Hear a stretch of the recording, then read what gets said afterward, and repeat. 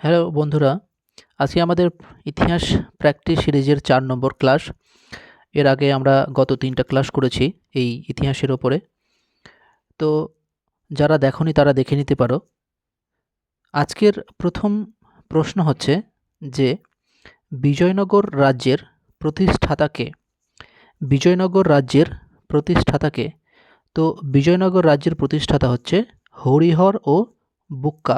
তাহলে অ্যান্সার হয়ে যাবে হরিহর এবং বুক্কা। তাহলে ১ নম্বর প্রশ্নের উত্তর হয়ে যাবে অপশন সি। তাহলে নেক্সট প্রশ্ন কি? নেক্সট প্রশ্ন হচ্ছে যে মাদুরাই কাদের রাজধানী ছিল? মাদুরাই কাদের রাজধানী ছিল? চোল, পল্লব, রাষ্ট্রকূট নাকি পাণ্ড্যদের? বলতে হবে যে মাদুরাই কাদের রাজধানী ছিল? তো মাদুরাই ছিল পাণ্ড্যদের রাজধানী, তাই না? তো ২ নম্বর প্রশ্নের অ্যান্সার হয়ে যাবে অপশন ডি, পাণ্ড্য। নেক্সট প্রশ্ন হচ্ছে যে তরাইনের প্রথম যুদ্ধ কবে হয়েছিল? খুব ভালো প্রশ্ন এবং খুব ইম্পর্টেন্ট প্রশ্ন। তরাইনের প্রথম যুদ্ধ কবে হয়েছিল?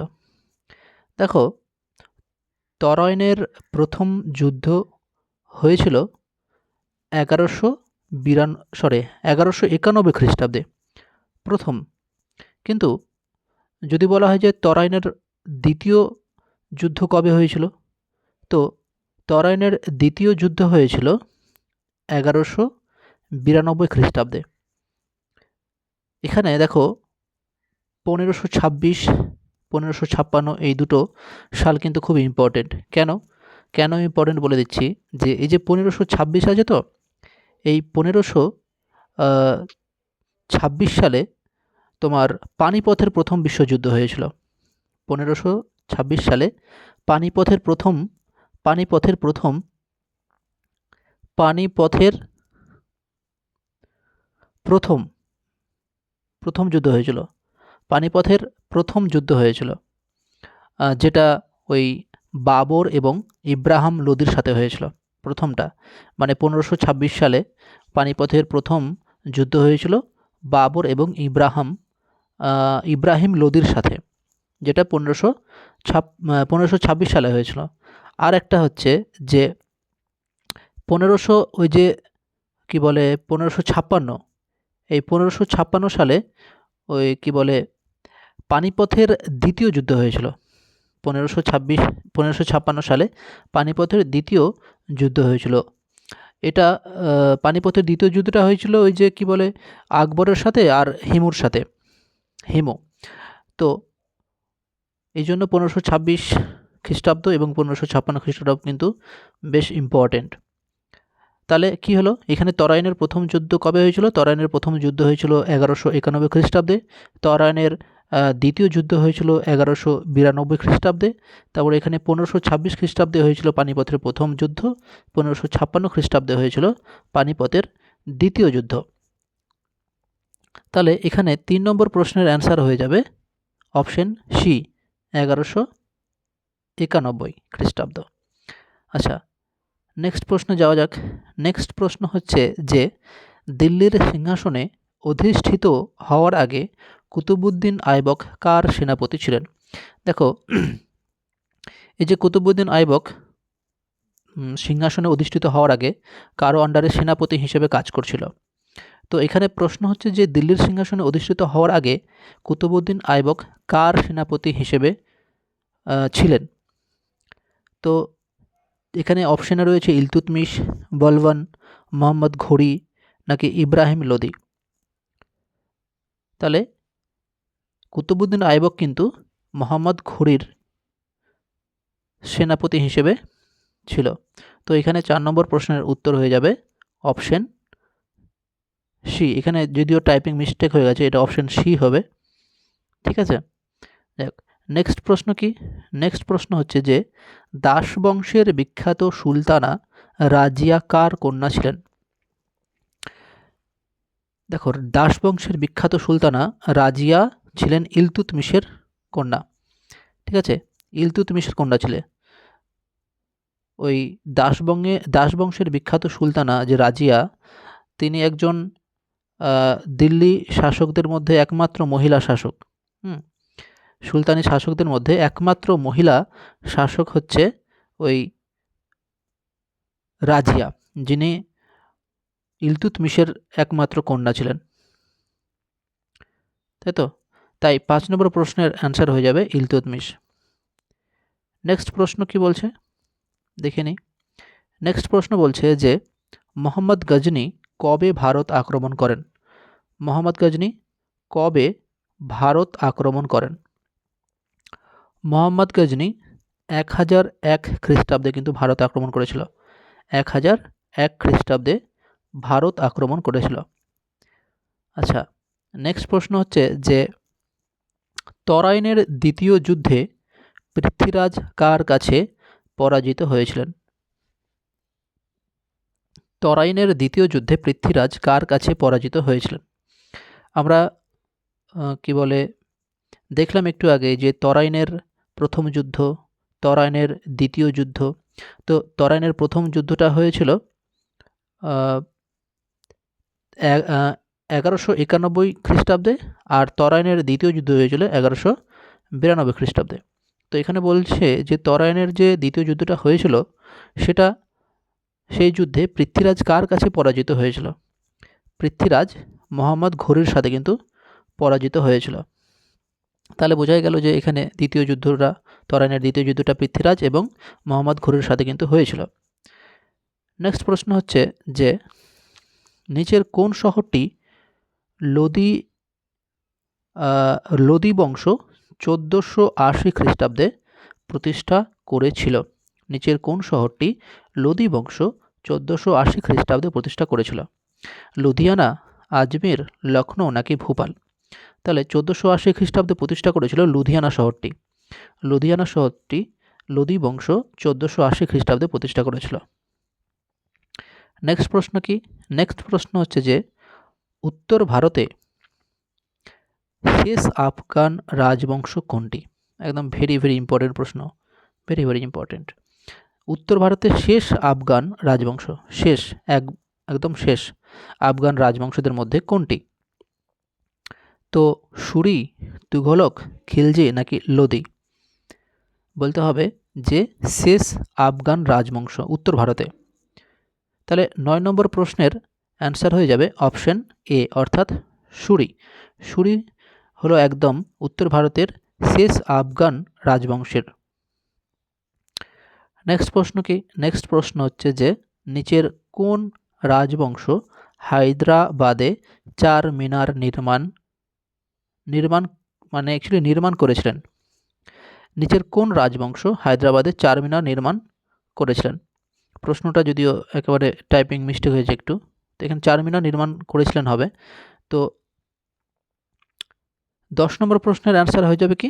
10 নম্বর প্রশ্নের অ্যান্সার হয়ে যাবে কুতুব শাহী, অর্থাৎ অপশন এ।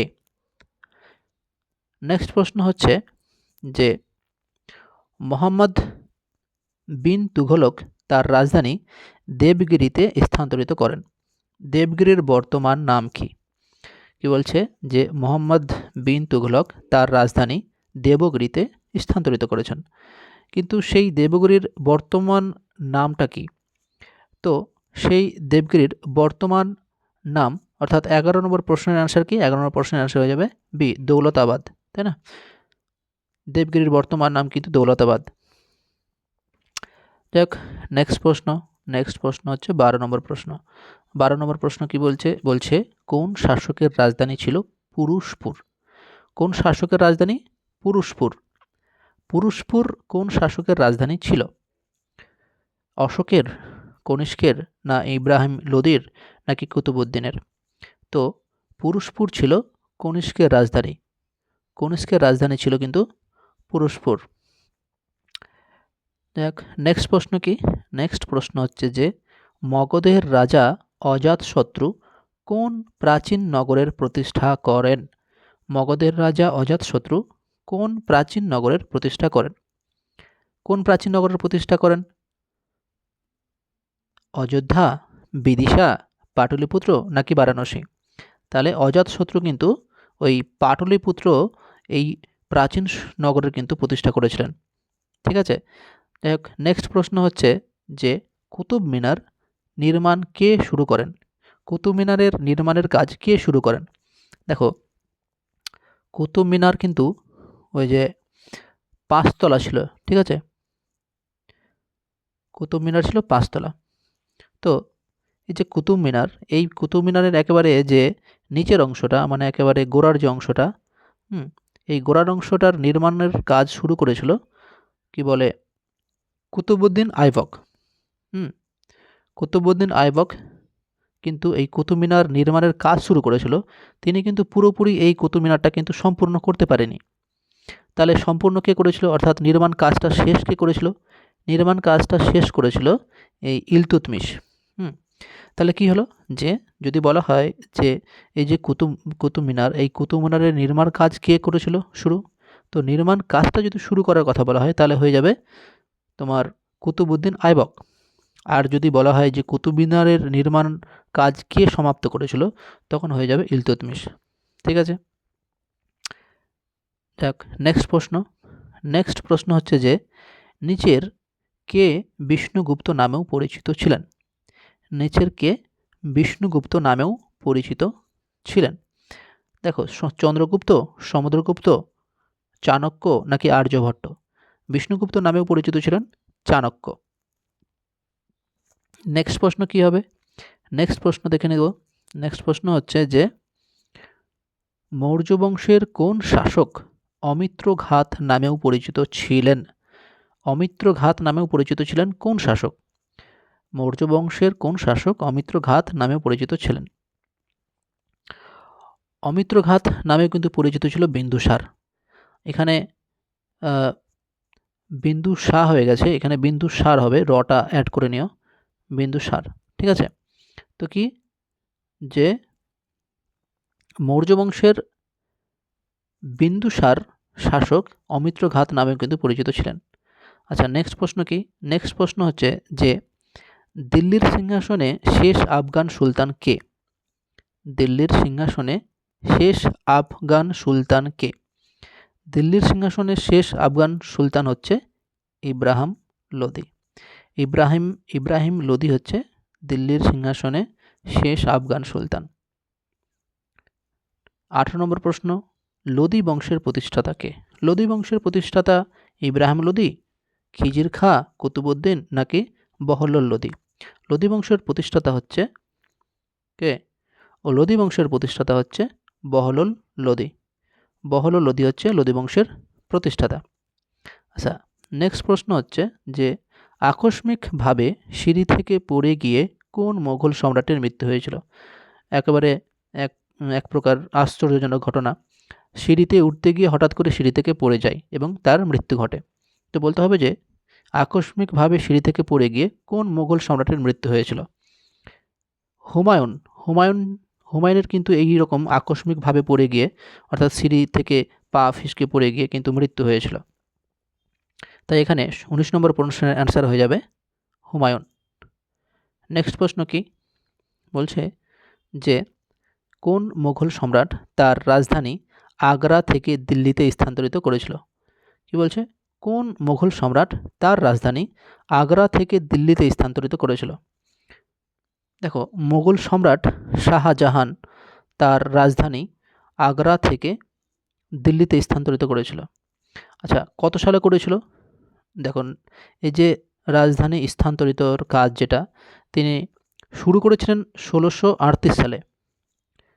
এই আগ্রা রাজধানীটাকে দিল্লিতে স্থানান্তরিত করার যে কাজ, এটা শুরু করেছিল 1638 খ্রিস্টাব্দে। ঠিক আছে।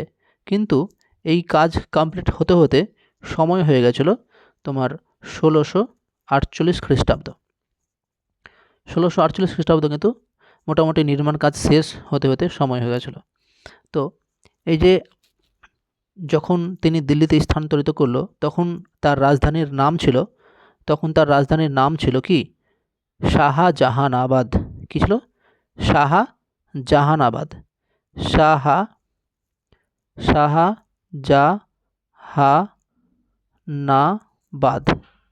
যখন তিনি এটা রাজধানী তোমার দিল্লিতে করলো, তখন তার নতুন রাজধানীটার নাম দিয়েছিল শাহজাহানাবাদ।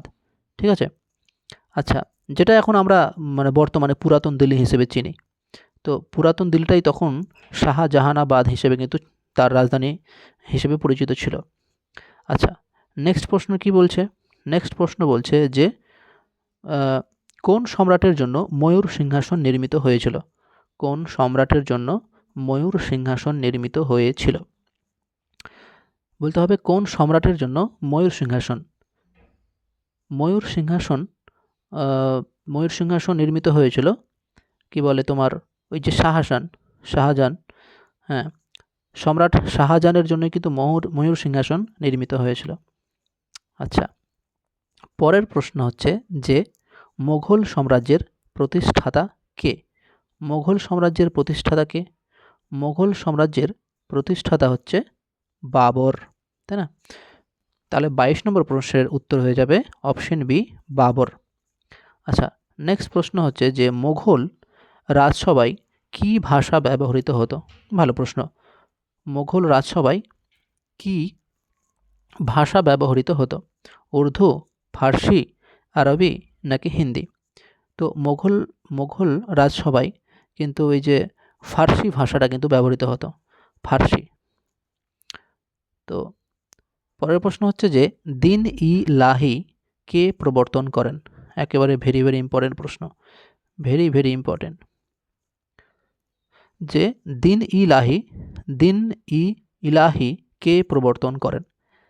দিন ই ইলাহি কে প্রবর্তন করেন?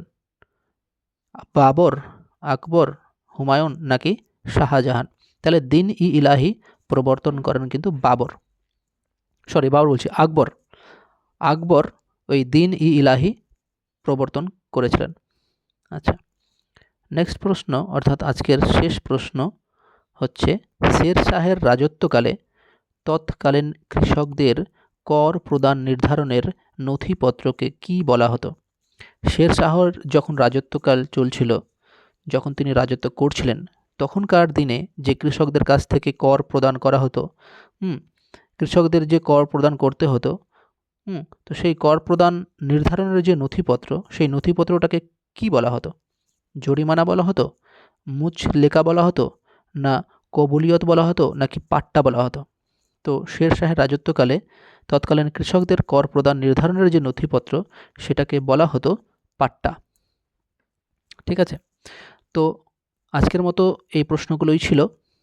তো তোমরা প্রতিটা ক্লাস আশা করছি দেখছো, না দেখে থাকলে তোমরা দেখে নিতে পারো, আশা করছি অনেক হেল্পফুল হবে এবং এইরকম ভিডিও নিয়মিত আসতে থাকবে। আজকে ইতিহাসের 4টা ক্লাস হয়ে গেল, আশা করছি এর পরে থেকে আমরা হয়তো জিওগ্রাফি নিয়ে শুরু করব। দেখি যদি আরও 2টো ক্লাস করা যায় ইতিহাস থেকে তাহলে করব। আশা করছি আস্তে আস্তে সব টপিকগুলোই কভার করব। তোমরা যারা দেখোনি দেখে নিতে পারো এবং যারা চ্যানেলটা সাবস্ক্রাইব করোনি তারা করেও নিতে পারো, আর ভালো লাগলে লাইক বা কমেন্ট করতে পারো। ঠিক আছে, আজকের মতো এখানেই শেষ করলাম, পরে আবার কিন্তু নিয়মিত ভিডিও আসতে থাকবে।